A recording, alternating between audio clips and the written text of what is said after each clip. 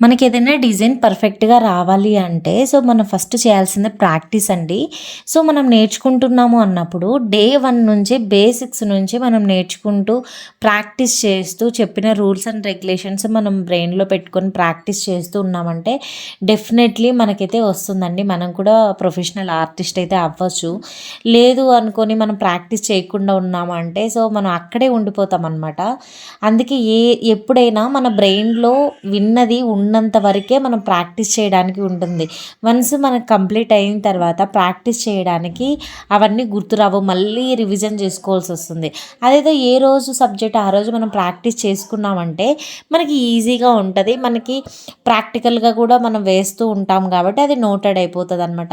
మనకి ఈజీగా ఉంటుంది. అందుకే బేసిక్స్ అనేవి చాలా ఇంపార్టెంట్ అండి. దేంట్లో అయినా బేసిక్స్ ఉన్నాయి అంటే దాన్ని బట్టి మనం డిజైన్ ఫార్మ్ చేయడానికి ఉంటుందన్నమాట.